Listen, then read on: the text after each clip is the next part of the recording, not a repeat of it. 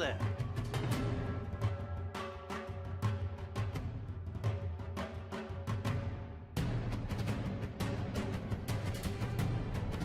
You were the chosen one!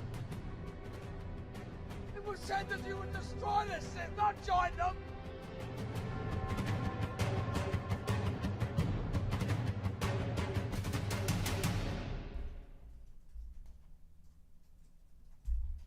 Welcome back to another episode of Stay on Target. I forgot to say hello. Sorry about the delay tonight. We had some technical difficulties, but we are up and running. And we got to catch the latest episode of Star Wars Obi-Wan Kenobi. A confusing show with much controversy, some decent aspects and some terrible aspects.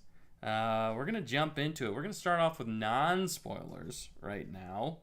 We're going to, try and not spoil anything and talk about what we liked, what we didn't. First of all, if you haven't seen the first 4 episodes, because it's episode 5, then go check those out. We're going to be kind of spoiling those. So if you haven't seen the show at all, watch out. There might still be some spoilers. We're going to try not to. We're going to be as vague as possible. But in this episode, things happened again. And the writing, I'd say, is a bit better. Still, some of the characters are a little flat for me. Reva's still a little flat.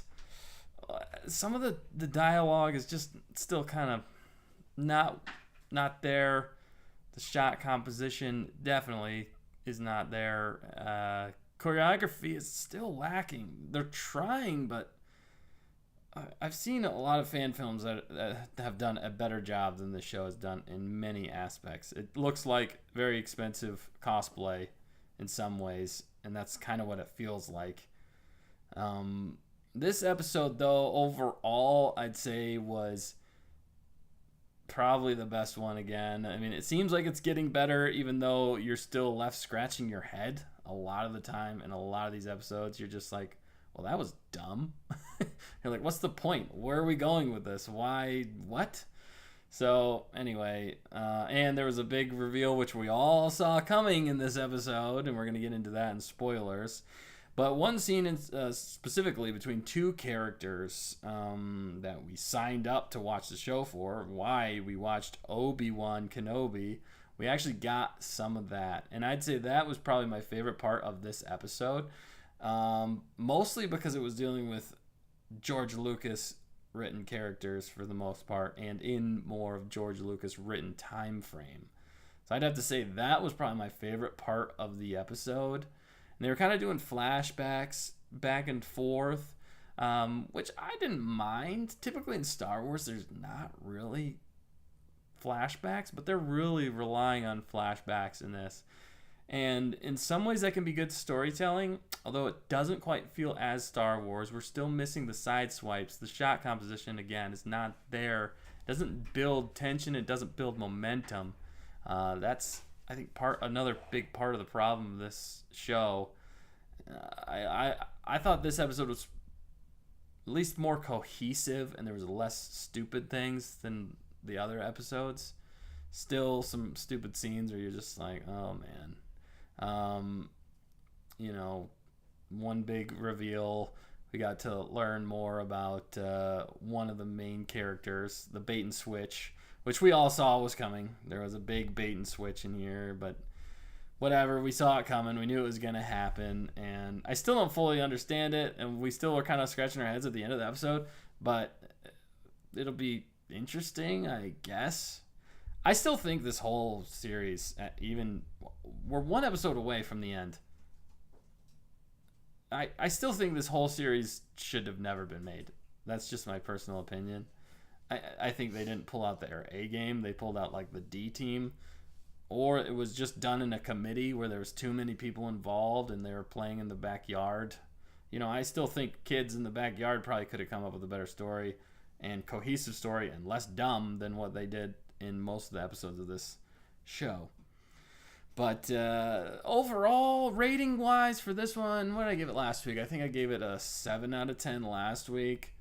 I'd stay probably around there. Actually, if I could, I'd probably thinking about last week's episode more and more. It just got worse again the more I thought about it. So I would actually dock last week's down to like a 6 again, or a 5, maybe a 4. And then this episode I would keep at like probably a 6 or a 7. So it was decent. This episode's better than a lot of the rest. There's some somewhat interesting things that happen. It feels clunky. Nothing really seems to flow right.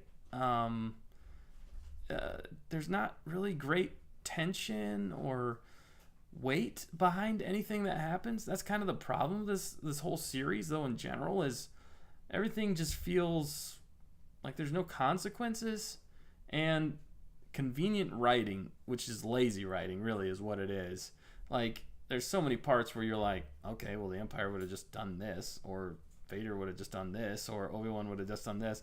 And whenever you can think of that throughout the whole episode, every single series episode, whenever your villains are being stopped by branches and they can't track down a 10-year-old child, then yeah, there's a problem. Which I would say is, some people say out there that it maybe is more for kids, but no. I would not show this to kids.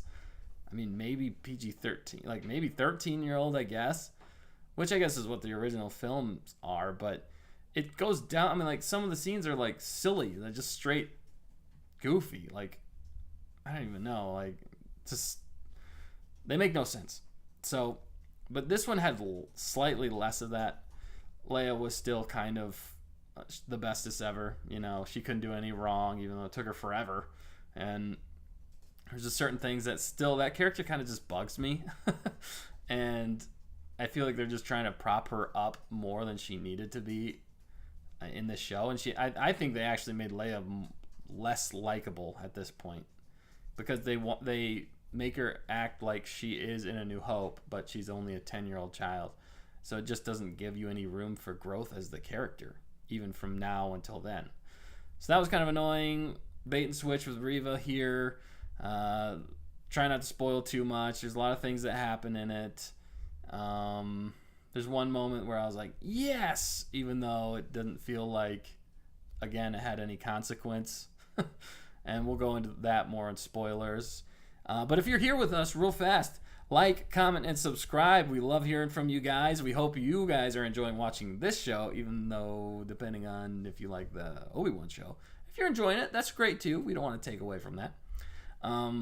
Although we have our qualms. But looks like we got someone here. Carla says, good evening, Dustin. It's nice to see you. It's nice to be seen, and thank you for joining us in the comment section. I'm glad you're here with us. Let us know what you thought of the episode if you have a chance to see it. If you haven't had a chance to see it, let us know if you're looking forward to it. I'm trying not to spoil too much if you have not seen it. But we will be going into some spoilers here soon. I also see Zarhimoto says, looking good, Dustin Solo. Thanks. I am solo again tonight. I didn't address that, and I didn't say my name. I'm Dustin. I'm Dustin. I'm joined here with the fact checker. It's just the two of us again tonight. Everybody else is busy, but they will be back. They're running some missions. They're doing some stuff. So we're in Studio B again, and we're cranking out this episode. I'm glad to be here talking to you guys about it. I love talking Star Wars. It doesn't matter if it's good or bad. It's all Star Wars. I mean, it does matter if it's bad. I wish it was better. I'll say that. I still think we could have come up with a better story, honestly. I'm confident most everybody watching right now could have come up with a better story, more cohesive, especially with the full weight or the full like backing of Lucasfilm.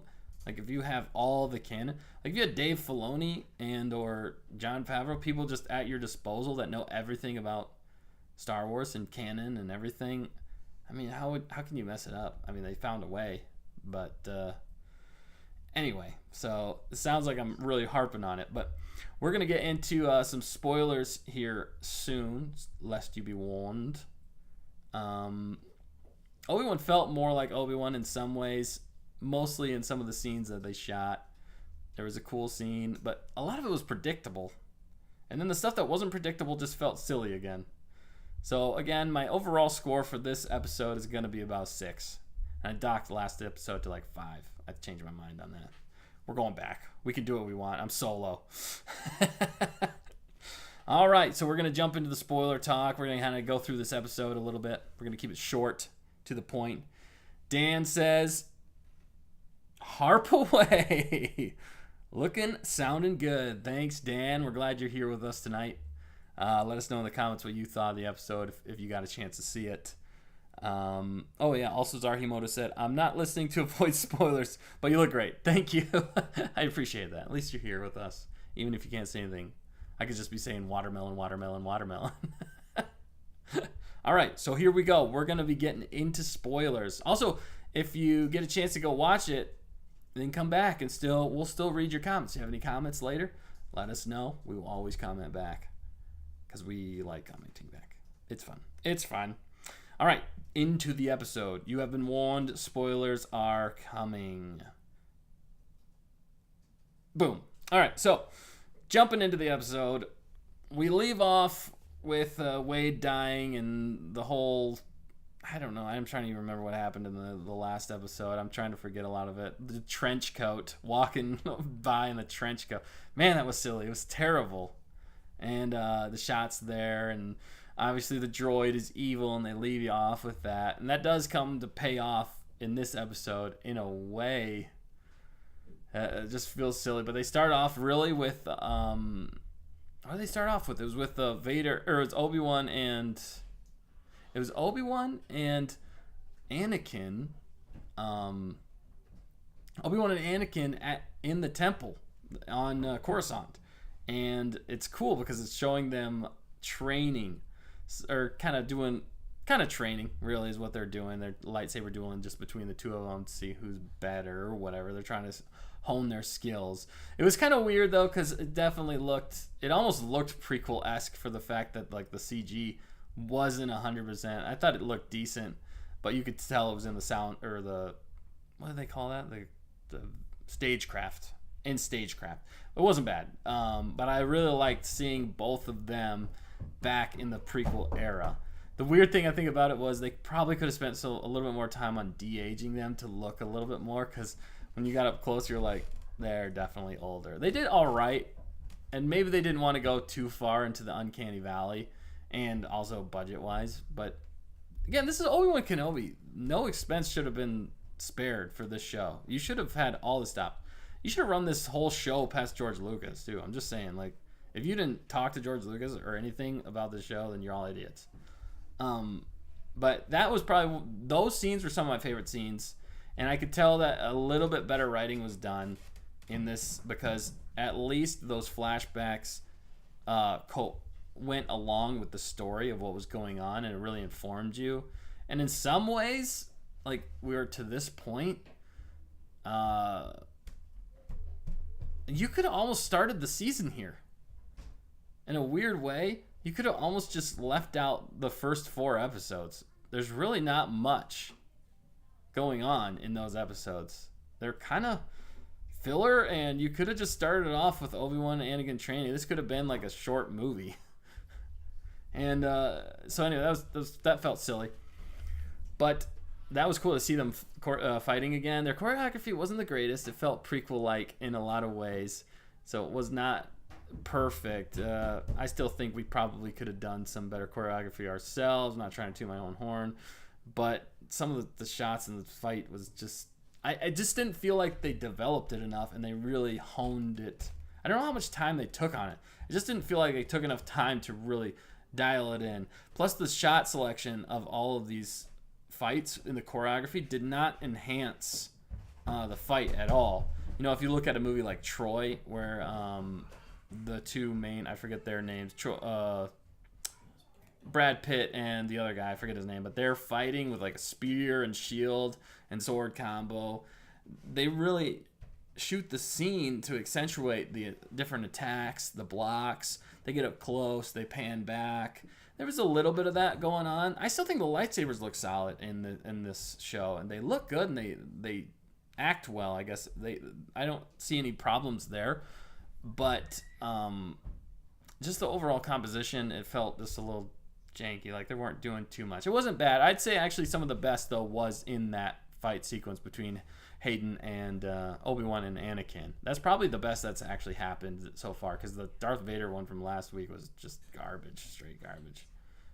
2 weeks ago. It wasn't even last week. Oh my goodness, yeah. Yeah, anyway. And we know Reva's the bestest in this episode because our droid is tracking them, and they're tracking them to Jabeam, right? With a M. I don't know. I think I said Jabeam last week. Jabeam, which I think is mentioned in the Clone Wars, actually. It's a kind of an outer rim planet. I think there's, if I'm right, I'm not sure. But anyway, we'll get the fact checker on that. The spice? So it's the outer rim, and it's... Who was on that planet in the Clone Wars? She's looking it up. But anyway, so that's where the path takes them to, which I'm not sure where they go from here. I was kind of almost expecting to see more like Jedi or like survivors here, because that's kind of where they said they shipped everybody off to. But I guess they must have shipped them off to there, and then they disperse them from there. It's really not clear. It's still kind of vague. Not like it just doesn't feel fully fleshed out in a lot of ways. But yeah, so then they jump into that, and then they get to Jabeam. Vader is talking with Reva, and I'll have to say the scenes between Reva and Vader are just still cringy to me. Dialogue's not great. It doesn't really feel like how Vader would act. I mean, she becomes the Grand Inquisitor all of a sudden for some reason. We find out later at the end of the episode that he's just kind of playing her, and so is the Grand Inquisitor, which is weird. And it's kind of confusing. So she became the Grand Inquisitor just so that they could use her as a pawn against Obi-Wan, which didn't even pay off in the end. So it felt kind of forced, which we'll just address the elephant in the room. Of course, she's not a bad guy. She's a misunderstood bad guy. Like we all thought was going to happen. She's just misunderstood. Bad things happen to her. She's not a villain. She's actually got the same goal as Obi-Wan. Oh man, when I saw that I was so annoyed. Whenever she got stabbed, I was actually pretty happy. But apparently she can get stabbed multiple times and not die. I guess that's the thing. I mean, like running someone through with a lightsaber makes no difference. Even though Qui-Gon died and he got stabbed right through, it looks like they're stabbing him in the same spot. I don't understand that. She's not dead. She's gonna be fine. What does she have, like 3 stomachs? And like, I mean, because even the Grand Inquisitor has 2 stomachs, and that's part of the reason he can survive. But still, a gaping hole in your abdomen? There's a lot more vital things going on in there. I mean, it's close to the heart, it's close to the lungs, it's your spinal cord. There's a lot of things that could go wrong. I mean, they're treating like getting stabbed in the gut by a lightsaber, which totally disintegrates anything in its path. It is like, oh, no big deal. Shrug it off, walk it off. Even the blast to Tala. I mean, shoot, was it first or second episode or third episode? Where's the one? The first episode is where they show the younglings, Order 66, and that Jedi got shot in the same spot as Tala, and she died like immediately. Whereas Tala's like, I'll be fine, I'll shrug it off, or have plenty of time to live. I don't know. It felt a little. Things are just not cohesive. Again, when you start thinking about things too much, and this is really the true test of why this show is so bad. In my opinion, Star Wars, the more you think about Star Wars, the better it should get. Or at least you don't find all the cracks. Granted, there's going to be a few cracks because nothing's 100%. But in this series, and I'd go back to Boba Fett, the more you thought about the show, the dumber it got. You were just like, why did they do that? And I know people come up with like fan theories on like how they could, and I don't mind that in some ways, because I know with the original trilogy there's a few fan theories that really helped solidify some of those cracks, but those actually made sense, and it didn't take away from the story. You still got the complete story. It didn't take away from anything, and the more you thought about the original series, the better it got. It didn't have gaping holes in the story that didn't make any sense. they're failing at storytelling in this whole series, and it comes down to the writing. A huge part is writing. The story is just not there in a lot of ways, or it's not cohesive. It's silly. They're choosing to focus on things that shouldn't have been focused on. Really, I don't believe you needed Reva for this whole show. I don't think you needed Leia. I know that the only thing I could say is Leia might be the only reason that he would leave Tatooine, because they're saying she's as important as Luke is, which is still kind of a woke idea. Women are the best, men suck, white men suck, which I still think is stupid in my personal opinion. I know I'm a white man, but it doesn't matter. It shouldn't matter who you are. That's the thing. You should be able to relate with anything. You shouldn't have to see color. And they're kind of, in that way, they're kind of bringing back racism. They're making it a big deal now by trying to push it so much. Whereas before, we were just supposed to not see color. And that, I think, is a better way to do things than doing diversity hires or whatever. So anyway, sorry, I don't want to go off on that too long, but that's why, part of the reason why I just feel like Reva has no weight behind her. She's a one-note villain, and then this one they're trying to make her, again, just a misunderstood, and that's why she's actually the best. She's better than Obi-Wan. She's better than Darth Vader. So I'm kind of glad that she got her butt handed to her by Vader, and that fight scene was goofy, very goofy. There were some cool parts about it, but anyway, the droid Lola, she attacks the base and locks them in the base, which is kind of silly. Again, the ideas aren't fully fleshed out in a lot of ways. Like, what's their plan? Why wouldn't they just do an orbital bombardment? Especially if you keep with canon, Empire Strikes Back. That's the best siege and some of the best fighting between the Empire and the Rebels. It's on Hoth, and they're totally being bombarded. It's a great fight between stormtroopers just attacking and the rebels putting up a fight. But I mean, they're sending bombs down on everywhere. They're just rushing in. There's no fanfare with any of this in The Empire Strikes Back. It's just, we have a mission. Let's accomplish the mission. This feels like we have a frame. A cool looking frame. Let's get the cool looking frame. Let's try to make it look more epic than what it really is. And they're not succeeding. That's part of the problem. But anyway, he knights Reva as the Grand Inquisitor, which it felt silly. It just felt silly. It didn't feel like she earned it really, other than she was able to track down Obi-Wan. She pulled Obi-Wan out. And then but even whenever they get the planet, he doesn't care about anybody else other than Obi-Wan, which we understand. Okay, that makes some sense with Vader. But he sends Reva, and he doesn't even show up until later, which didn't make any sense because they were both together. Why wouldn't he have just gone down with her? And then all the stormtroopers line up, and they just line up in front of the door. There's no orbital bombardment. There's no shooting at the door immediately, like in Empire Strikes Back. They're just attacking because they're trying to accomplish a goal, not set up a dumb scene. So they just get everything set up, and then they have to wait for Reva to show up so that she can say fire.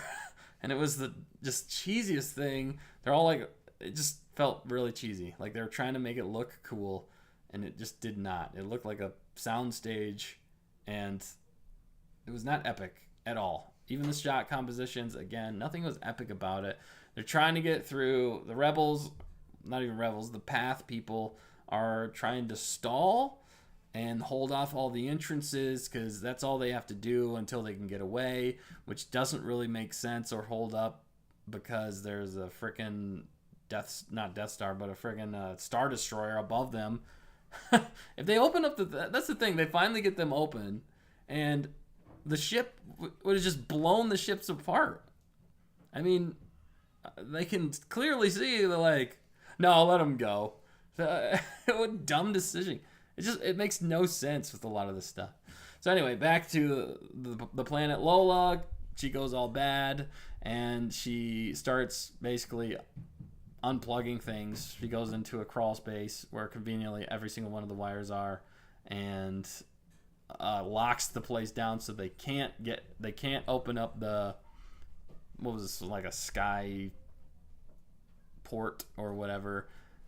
They can't open that, so they can't get their ships out. Anyway, she locks them down, so they're trapped. They're basically trapped rats, and they're working on it. They only have an hour, and there's a super cringy scene with Leia and Obi-Wan, and Leia's like, I'm small enough, I can do it, and she's given like all this attitude, and she's like, I can do it, I'm the best, and obviously she can't do anything wrong. Leia can never do anything wrong. I don't think this whole series, even as a 10-year-old, which is stupid. And that's also what makes it annoying. Not the fact that she can't do any wrong, but it just, again, doesn't give her character any growth for later. Like, okay, so since she was 10, I guess the only flaws you could say is she runs away a lot. But they're like almost still trying to make that like, oh, that's just Leia. She's a rebel, you know. It seems silly. And if that was my kid, man, no, thank you. They would be in a lot of trouble. And I'd make sure they learned their lesson. And hurried up, because then she gets, but again, another woke thing here is they have to use the main characters. This show is called Obi-Wan. It's called Obi-Wan Kenobi. Or Kenobi. What's the actual show? Obi-Wan Kenobi, yeah. Wow, I lost that for a sec. I was thinking of the book. The book is way better. Seriously, Kenobi the book, if you want something that makes sense canon-wise and still dives into the character specifically of Obi-Wan Kenobi, and you don't even have to have Darth Vader, that book is amazing. I'm still telling you, go check out that book. It's a little slow in certain parts. It's kind of like a Western in other parts because it all takes place on Tatooine. But we've seen some awesome stuff on Tatooine, and I can understand in some ways why they didn't go back to Tatooine, because we were with Boba Fett. We were on Tatooine pretty much the whole time. And we've been like all desert planets for like most of Disney Star Wars, which is stupid in a lot of ways because there's so many other planets out there and there's so many other things we could have explored. We should have done the Thrawn trilogy from the beginning, you idiots. Just hire me, I'll take care of it. Seriously though, if they would have done the Thrawn trilogy from the get-go, I'm going off on a tangent here. They would have done the Thrawn trilogy from the beginning, just aged up, make it work in that age, and you would have had a built-in fan base with the people who read Thrawn, which kept Star Wars alive, really, in a lot of ways in the 90s. That book series kept Star Wars alive, and it felt like a natural progression to Star Wars after 6, because it takes place 5 years after Episode 6. You get a new villain that's really good and really different and is very interesting, but you also get Luke, Leia, Han, Lando, Chewie. You get all the classic characters with a few additional characters. There's more weight. There's good storytelling. It's very, very fascinating story. If they would have done that right off the bat, I guarantee you Star Wars would be in a way better place. They would have made so much money, it would have been ridiculous. I'm not joking. They would have blown the roof off.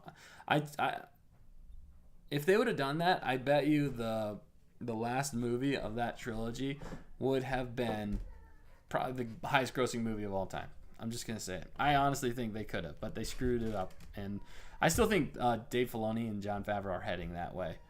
I hope they keep it close to how he did it, because I just still see them kind of changing things here and there. And if they change it too much, it's not going to feel right. Anyway, back to this story, which is, I can't help but think about better Star Wars, because this is just still janky. Anyway, Reva and Lola goes and destroys the thing. She's got the red eye, so you know she's bad, and it just feels silly. All of it does, and I don't know. And so then Obi-Wan, again, the woke idea here is they have to take the main guy and they have to prop up the female and make her even better.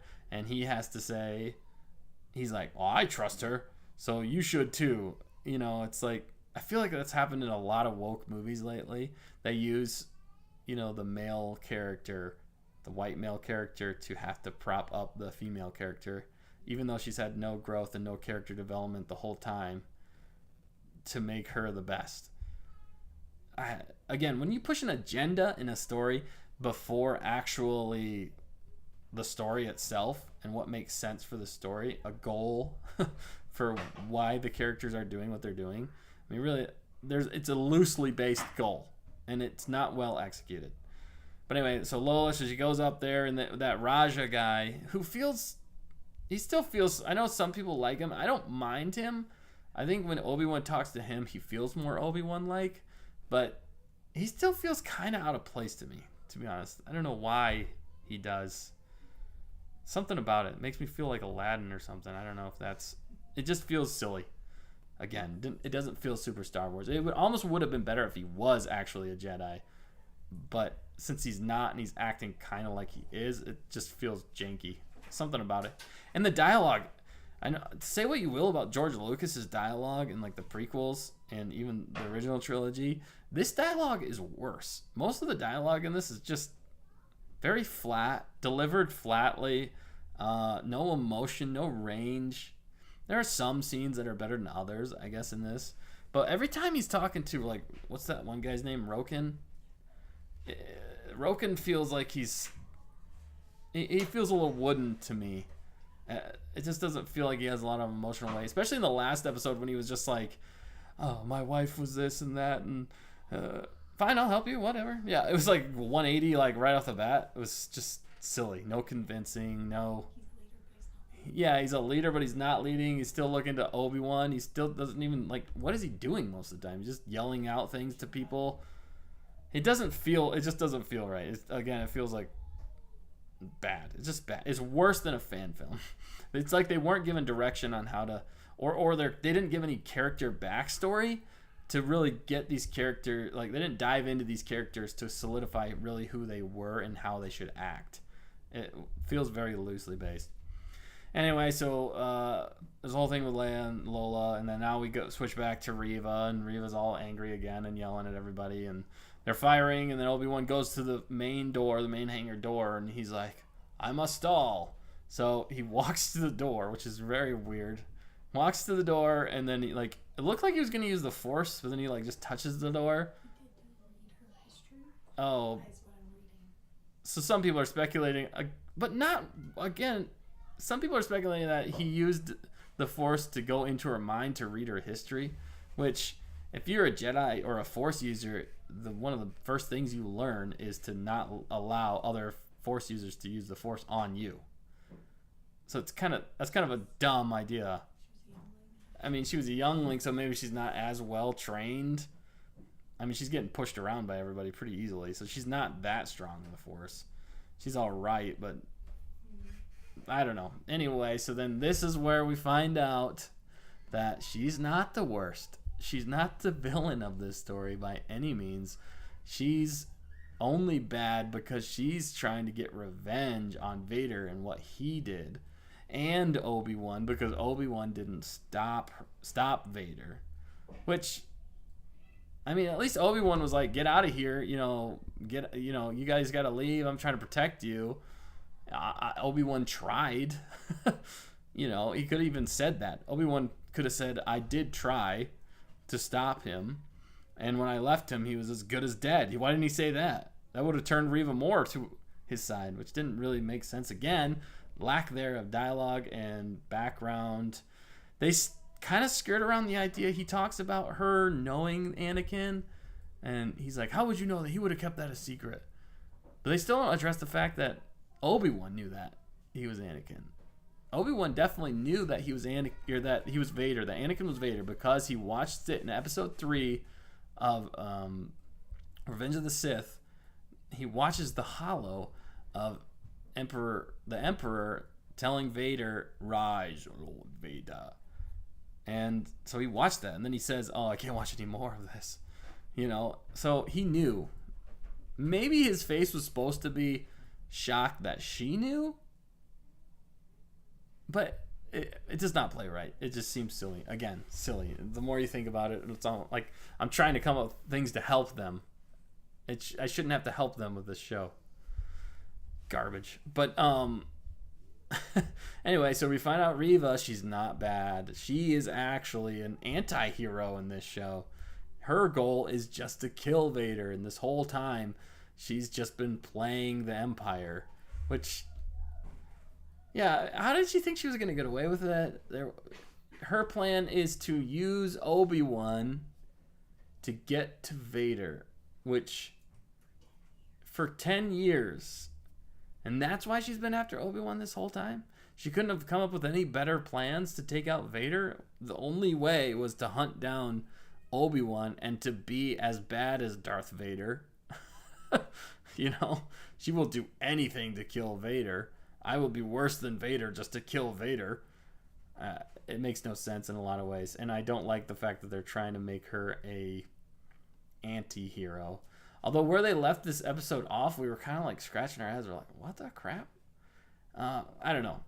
Sorry, I don't want to dwell on that too long. But so anyway, we got Obi-Wan and her talk, blah, blah, blah, blah, blah. And then he's trying to use her and convince her to basically be on his side, which I could kind of see. Obi-Wan is more the diplomat in a lot of ways, and he does use speech more than he does broad fighting. And that is kind of the flashbacks that we get with Obi-Wan and Anakin in this one, which I did enjoy quite a bit, and how there's kind of a theme, a lesson going on in the background of, you know, why Anakin fails in a lot of ways and why he's still. It was pretty good stuff, actually. I'd have to say that stuff was probably the best, and it fit with the prequels and even this episode in a lot of ways. Reva again just still feels clunky, one-sided, and not compelling. It's just not compelling to watch. I mean, you don't know what to root for or root against her. I'm rooting against her the whole time because I just don't like her character. It's not good. Nothing against Moses Ingram. I just don't like the character. It was a poorly written character.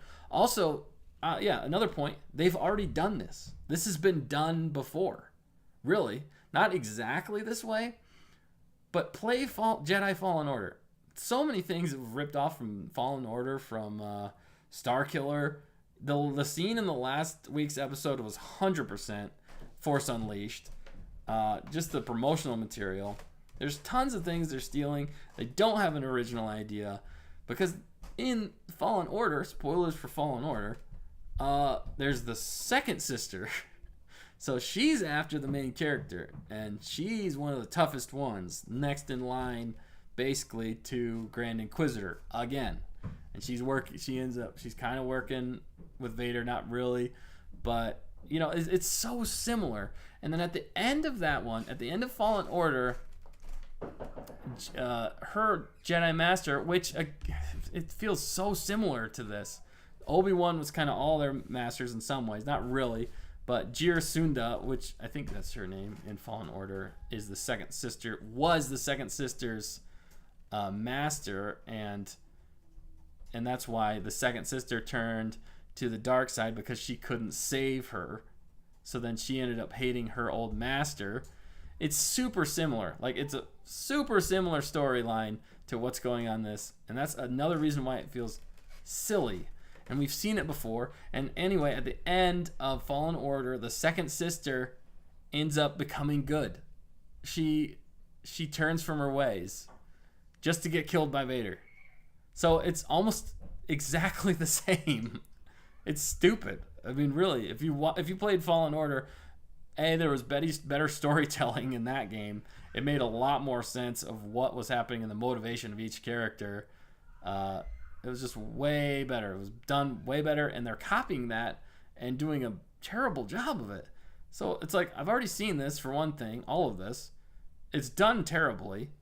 Sure, it's live action, but I think I'd rather watch it in a video game at this point, because I think it would make more sense. It'd be better. So it's stupid, okay? It drives me crazy. And so she wants to use Obi-Wan to get to Darth Vader. Doesn't have a good plan. There's no plan for that to happen.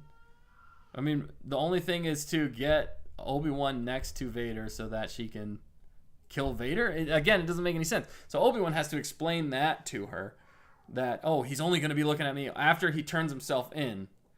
And there's other ways to fight than just using his lightsaber, is what he said. Which, okay, yeah, that makes sense. Luke kind of did that in, you know, the Return of the Jedi. So I get that in some ways. Again, it felt forced. There was no build up to it. There was no, like, aha moment. There was no, like, leading into things. The motivation for a lot of characters is just not there. Shot composition, storytelling, the acting, it's not coming together. It's like you have all the pieces.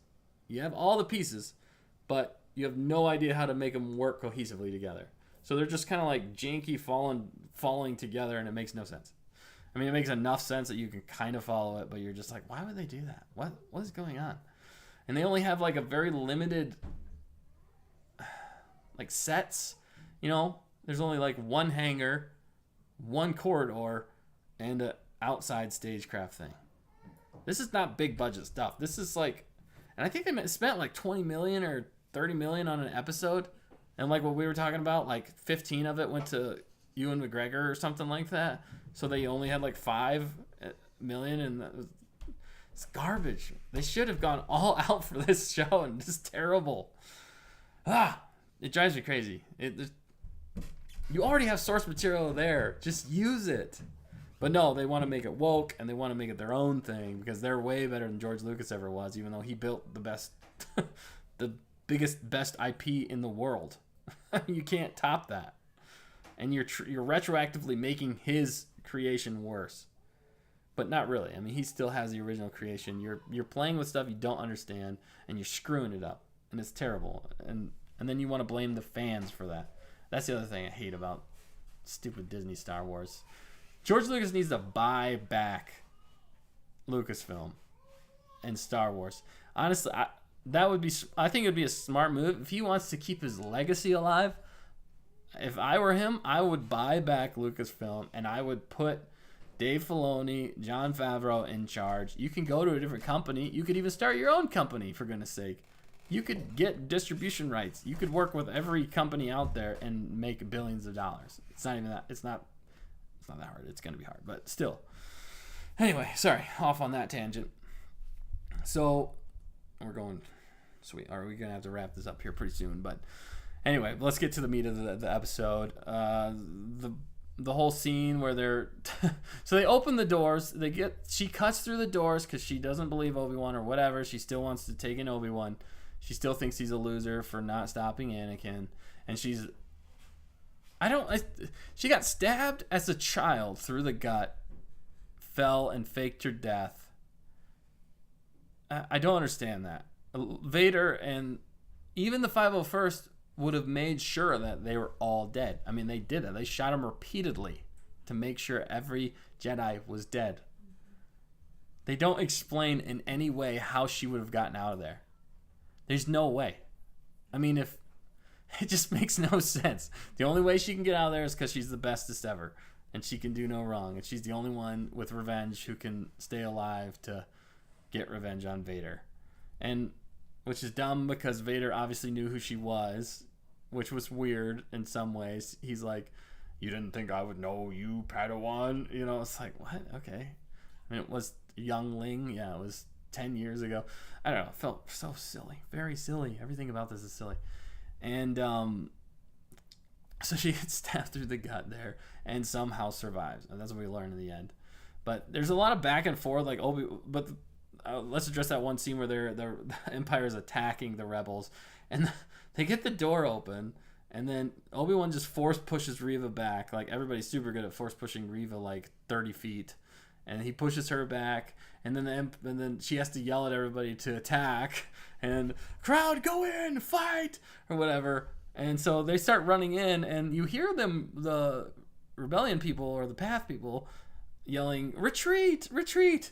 Nobody's retreating. So it's just like creates this cluster, and they're like 5 feet apart inside this room shooting at each other. Like, the only people that are getting shot for the most part are like stormtroopers.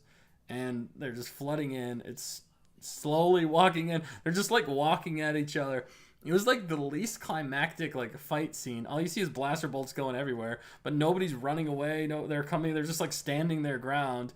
At one point, like a stormtrooper shoots a dude at like this close, and they're like fist fighting almost.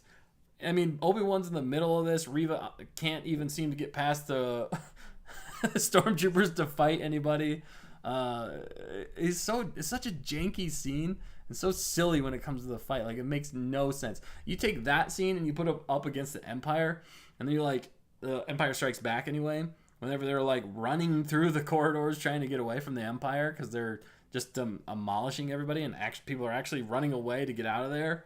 And in the Empire Strikes Back, they explain how they can get off the planet because they actually have like an ion cannon that's shooting the Imperial starships, disabling them from being able to blow up the ships that are trying to get out. And this, because Leia's the best, she figures out that Lola's bad. Lola attacks her, which was the weakest attack ever. In the episode before this, Lola goes to attack Reva like a boss and like has like shock thing. It looked like she was gonna do some damage, and like a 10-year-old, an evil robot couldn't even, like, she just grabs it like, oh, Lola, stop it, you're fine. Oh, they're restraining bolt. Okay, I got it. Oh, you're good. It was like, that robot should have done some freaking damage. It was so stupid.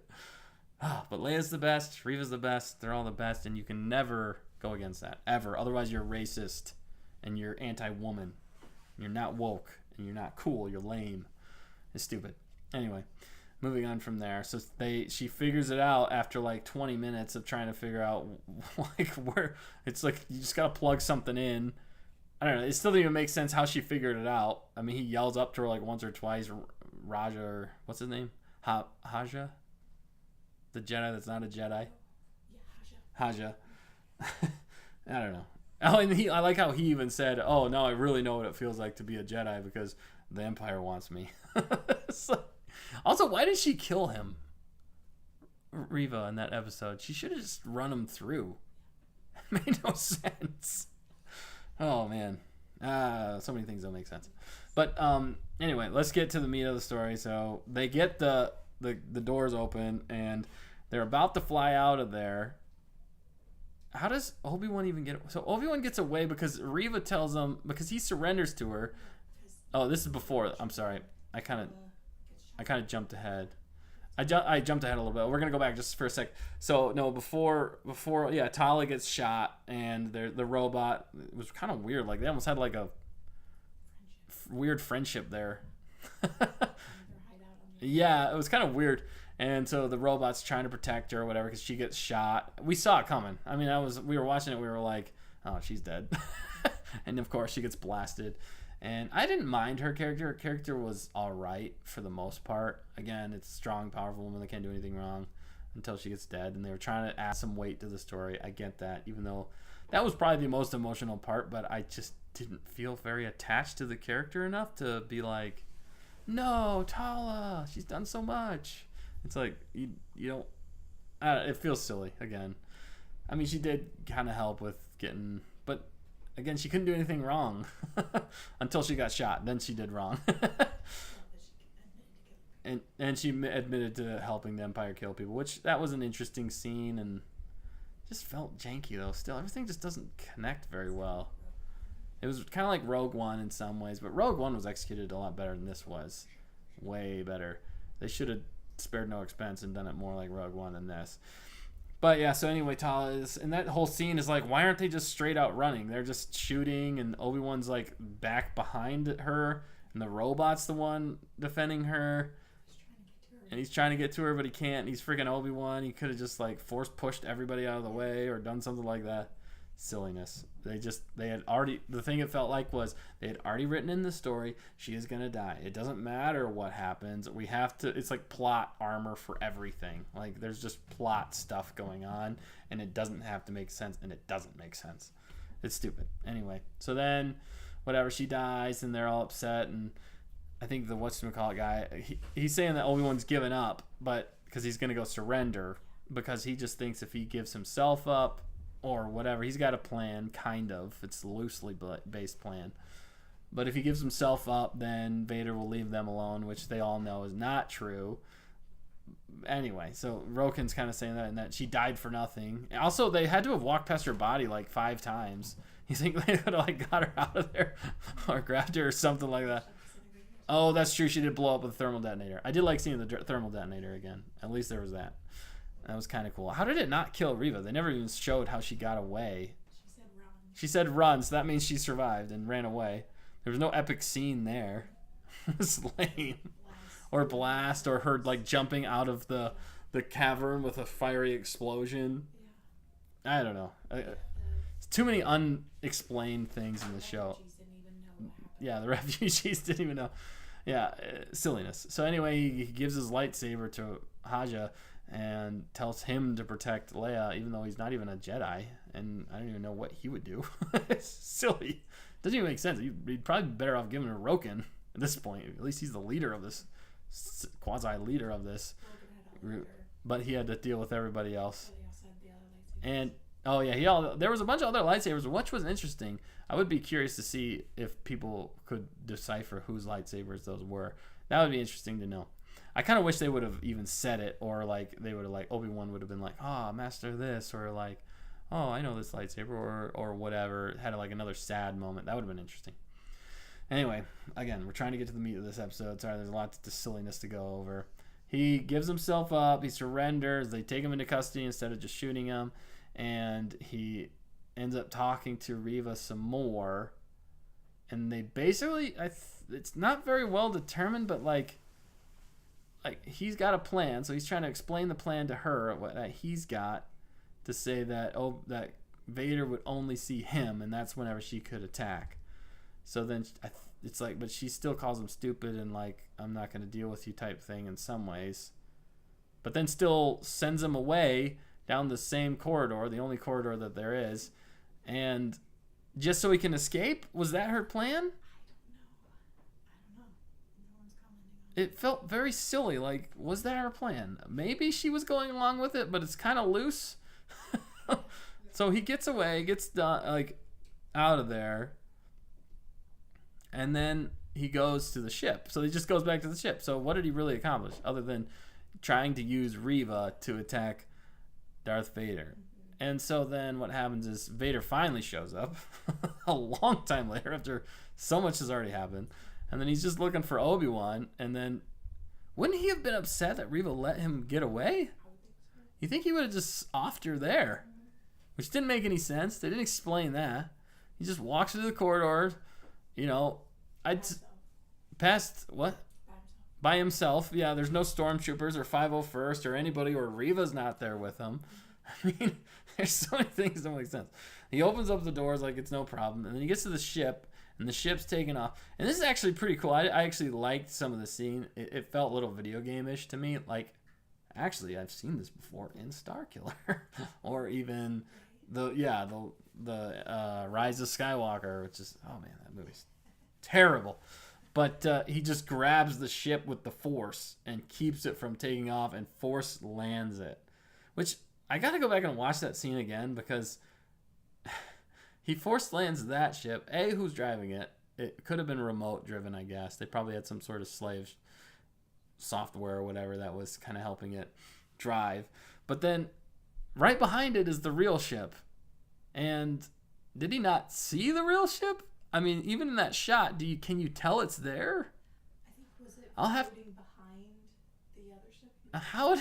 But there's angles on it. It wouldn't have even worked with like floating. Like the ship is like on the ground here, and then the other one was like literally right behind it, and this one's taking off and trying to fly away, and he just Force grabs it. No, were they connected maybe? I don't think they were connected. Pulled them both down, and then but they show that. So fact checker saying maybe they were connected on the other side, maybe. But I mean, I guess it's a possibility. But even when they showed it kind of from behind a little bit, and you didn't see another ship on the other side. And it was kind of floating away, and then he yanks it back and pulls it down, which was kind of cool. It was supposed to be like a shock and awe moment, like, whoa, Vader's so powerful. And he is, and I didn't mind seeing that he was powerful. And then he just like rips the ship apart like a boss, which was kind of cool, but still kind of felt a little unnecessary, just to find out that, nope, that's a decoy ship. There's a ship behind it. Woo! And off they go. Why didn't he just grab it again? I don't know. That was the other thing I was thinking. I was like, well, you already did it with the first one. Why don't you just do it again? Also, how did he miss that one? He would have been sensing Obi-Wan in this area. You'd think he would know what ship he was on in some ways. If he's powerful enough to sense a ship and pull it to the ground from trying to lift off and fly away, then why couldn't he have done it again with the second ship? Why wouldn't he have known where Obi-Wan was? Unless like they were connected. Again, we're explaining something that shouldn't have to be explained. It doesn't make sense, and it's stupid. Okay, so that was a decoy ship, and then they get away, and Vader just watches them go off again. And in the meantime, this would have been a perfect opportunity for Reva to have attacked him when he is focusing all his attention on trying to bring Obi-Wan back in the ship and using all of the Force powers. She could have snuck up behind him then and stabbed him in the back. But no, she waits because plot. She waits until all of that's over and he's not even focused on that anymore. And then she attacks him like a dork. And it's terrible. Fact checker's showing me a shot. That's the ship. That's the ship being pulled down, but the ship was Okay. dust. So the other ship, that's loose though. It looks way bigger than that though too. That ship looks small if you look at the dimensions of it. I don't know. It's still, Shadows. I guess it's being hidden by the dust and it's in the shadows, but still, he would have sensed Obi-Wan and he would have known where he was at and known that there was another ship. Also, Imperial starship is right above them.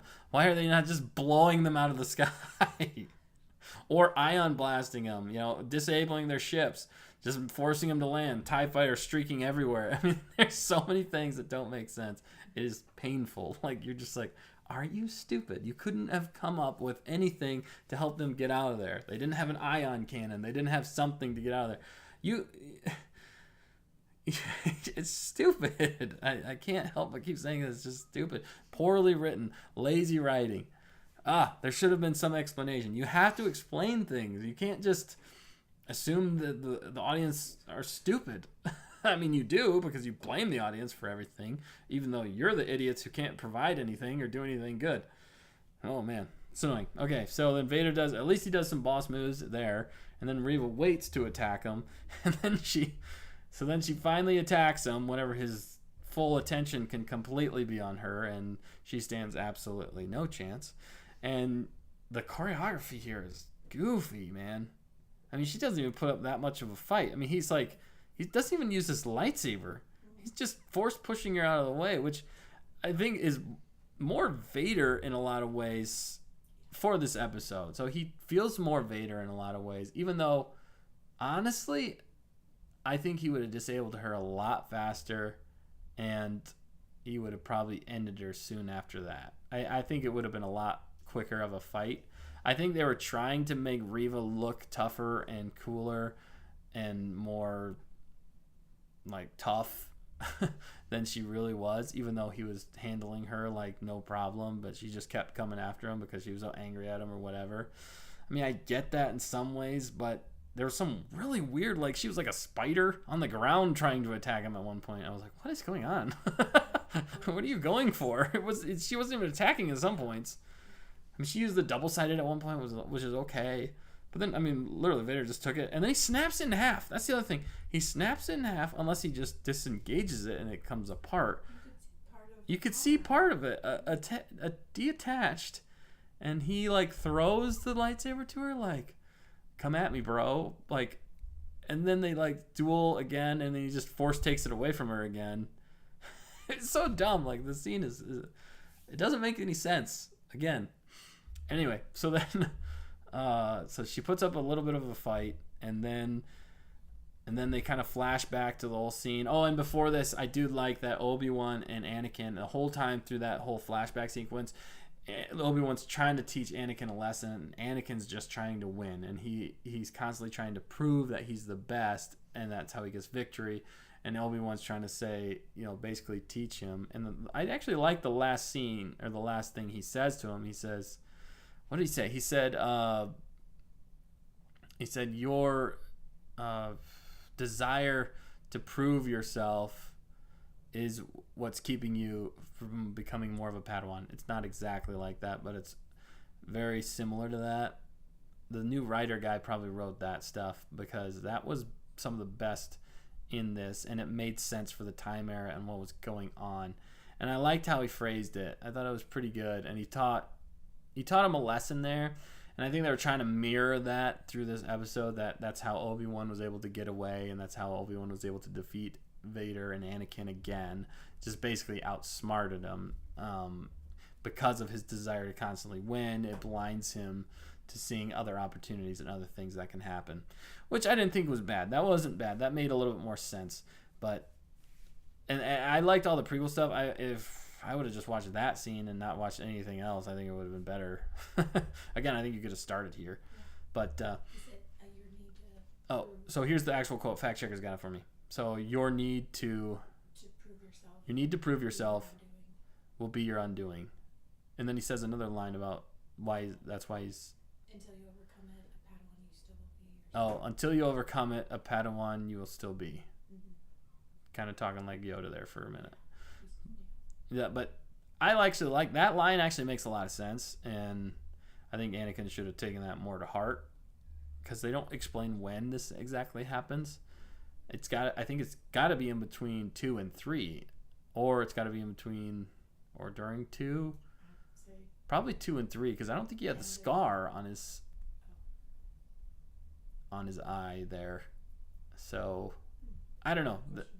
That's interesting. I'm not sure when the time era is in that. So they still look older. It was kind of weird. But anyway, yeah, so I don't know where the time era is. They might have screwed up there. Who knows? Whatever. It's like, again, whatever. Who cares about this show in general? We're all going to forget about it.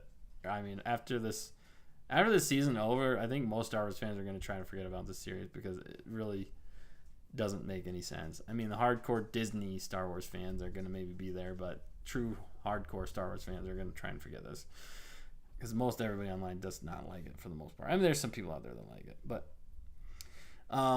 anyway, so we get to the meat of the episode. They finally reveal that Reva was a Padawan, and he killed all the younglings around with her. She wasn't a Padawan, she was a youngling, and she even gets run through. Again, I don't understand how she can be stabbed and then just survive like it's no big deal and get away, and they wouldn't have killed her. They don't explain. I'm wondering if they're even going to explain it in the next. I don't even think they're going to touch it again. Again, no explanations for anything in this show. And that's, again, you have to come up with a theory yourself that makes sense, which is stupid. So they think it's leaving stuff out equals good storytelling. It's stupid. It's just dumb. If done right, yeah, there's implications, or you can show little flashes of things. Or it doesn't take long to explain how they can get away. But I think the problem is they don't have enough creativity and knowledge to figure out a way that it would have made sense for her to get away. So they just, instead of trying to explain things, they're just like, we just won't explain it. They won't notice. Nobody will notice. It's like pulling the wool over the horse's eyes. It's stupid. So, yeah. Anyway, so Reva gets stabbed again. Vader just runs her through again. I don't know. I think it was maybe the same spot. Maybe she's already got a hole there. Maybe that's why she can't die. Because she's already got a hole. Oh my gosh. Again, and then so she's, which is stupid and weird. And then out of nowhere, the Grand Inquisitor shows up. The true Grand Inquisitor is like, yo, I'm back. Your need for revenge was useful for a little while. Like they were using her, and then now it just grows tiresome. And then he said something about like revenge and how it can keep you alive. Like, is that what he had? Is that they were like kind of? I don't know. They don't explain how he survived that. Like stabbed through the abdomen. It's so dumb. Holy crap. Okay. They don't explain it. Whatever. He's back. So at least they fixed canon. At least there's that. I almost wonder if they shot the scene after. No. I'm sure they did it during. But anyway, so then they just leave her for dead again. They don't kill her. Vader would... Vader, the second time, definitely would have made sure she was dead. She's not useful. So they leave her for dead. And in her dyingness, but not really, it seems like she's gonna be fine. She finds the communication device that Obi-Wan dropped earlier to bail Organa, and she sees a message, and the message that he sent to Obi-Wan saying, oh, I know we had no communications, but all she hears basically is the boy or Owen in Tatooine. Mm-hmm. So she gets the children, Owen, Tatooine, the boy, help Owen with the boy, Tatooine. And that's like all she gets out of the message. And again, bad storytelling and assuming you know what's going on. They didn't really make it clear. I guess from what we're assuming is going to happen, we think that next episode she's going to hunt down Obi-Wan or try to hunt down Luke to use Luke as leverage against Obi-Wan. So since she couldn't take out Vader, she's going to go for Obi-Wan or the... She's going for Luke. Well, yeah, but she's gonna use Luke, so she's going for Luke. Just kill him because he's a Skywalker. But she wouldn't know that the children are Anakin's children. I think the part of the message she got said something about They're saying, does he know about the children? Okay, maybe she discerned a little bit more that like Vader, like it was Vader's kids or Anakin's kids. I don't know how she would have figured that out. Because she's Reva and she's the bestest ever. It's not clear. I'm gonna have to watch that scene like again just to be like, how did she even surmise this? And yeah, it's loose, very loose storytelling, very bare bones. Like that doesn't make a whole bunch of sense. And then the whole time Obi-Wan's sensing that something's wrong. So they're kind of flashing back and forth between him and Reva, like trying to set up this like, he knows something bad's coming. We're setting up that Reva's coming for Luke. And then they end the whole show on just Luke, like just Luke sleeping in his bed. Basically foreshadowing that Reva's coming after Luke. So I guess if she figured out that, we have to dissect this. I guess she's figured out that Luke and Leia are Anakin's kids, and that's why she's gonna go now even harder after Luke and Leia. So she can't go after Leia because he's with Obi-Wan and taking back to Bail Organa. So she's gonna go after Luke, who doesn't have enough help or people watching over him to keep him safe. So she's going to go after Luke to kill Luke, and in doing so hurt Obi-Wan, but mostly to hurt Anakin. Or to capture Luke to bring Anakin to? If they do that, they're totally screwing up canon there. Yeah, they can't. They can't do that. So it makes no sense. Oh, man. She knows... Oh, yeah, she knew Owen, too. Oh, my gosh. I guess that's how she figured out. But... Oh, my gosh. Wow, they're making a lot of leaps here, and it just, it's so silly. But she can't, well, I mean, she can meet Luke if they kill her off or if she decides to go a different way. And I feel like what's probably going to end up happening, either they're going to have to kill her, but I don't think they are. I keep hearing rumors that they're going to try and make a Reva show of her own. I guess they could do a prequel. Holy crap, I'm not watching that show.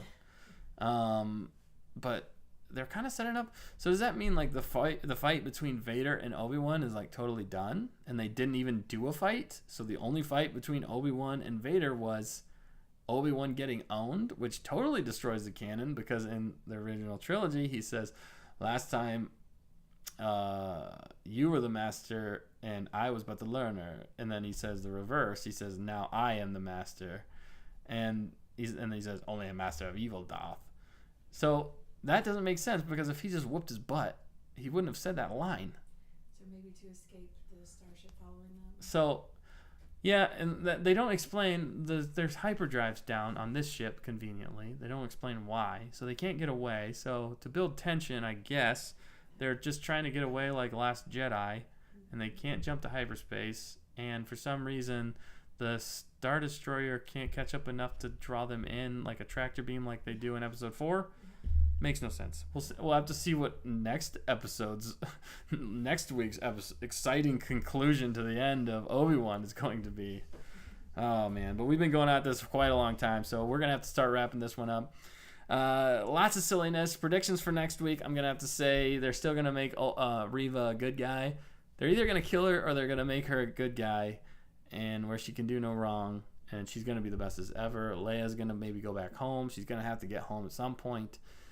They can't have Luke and Leia meet, because that wouldn't make any sense. That would destroy canon. So I think Obi-Wan's probably going to... they're going to get away from the Empire. They're probably not even going to explain it. Who knows? Somehow. But if they don't have a fight between Vader and Obi-Wan... They're going to have to fight, and that's how they get away. So he can return Leia. So Fact Checker's saying that maybe the Obi-Wan and Vader are going to have to fight, and that's how Leia and the ship get away. And then at the end, Reva might show up at Tatooine, but Obi-Wan's going to convince her that he's not worth fighting, or he's more important or something, and then she's going to believe him, and then she's going to go back to Vader and tell Vader that that Obi-Wan's dead, and that's why he doesn't look for Obi-Wan anymore. There's a lot of question marks. They would kill her. It's exactly. So I don't know. Again, this episode is there's more questions than there are answers. Things don't make a lot of sense. But here at Stay on Target, we try to make sense out of the nonsensical, and we appreciate you guys being here with us through this conversation. I had a lot of fun. I think the fact checker had a lot of fun. And we enjoy this episode for how terrible it was, again, and how little sense it makes. They're trying, but they're really missing the mark. They're shooting at this story like a stormtrooper. Can't hit anything, hardly. They're catching a graze here and there with some of the cool scenes, but for the most part, they suck. They couldn't hit the broadside of a barn. So anyway, let us know your comments below. Let us know if you liked this episode, if you didn't like the episode, what you did like. We'll definitely get back to you on comments. And yeah, we can't wait for the epic conclusion to Obi-Wan coming next week. We're going to be live next week again on Wednesday, so stay tuned for that episode. It's been fun doing it here at Studio B. Hopefully we can get some more of the gang back together next week. Looking forward to that. Also stay tuned for some more videos that we're going to be trying to get out to you guys here in the near future with Laser Brain and maybe some more Stay on Target if we can get that. If you like what you saw, like, comment, subscribe, tell your friends, tell your enemies, tell your frenemies. And we will see you on... we got one more fact checkers telling me we got one more comment. Dan, Carla says, great insights, Dustin. And Dan says, nice comparison. Excited to hear all the spoiler talk. Nice. Thanks, Dan. Thanks, Carla. Thanks for tuning in. We got some loyal viewers and commenters. I like it. All right. So, for me, Hall of Stay on Target tonight, and the fact checker, we are going to sign off for tonight, and we will see you next week for the final episode of Obi-Wan Kenobi. How bad can they destroy this, or can they redeem themselves? There's always hope. Help me, Obi-Wan Kenobi. You're my only hope. I guess we'll leave you with that. Sign off for now. We'll see you next week. Bye.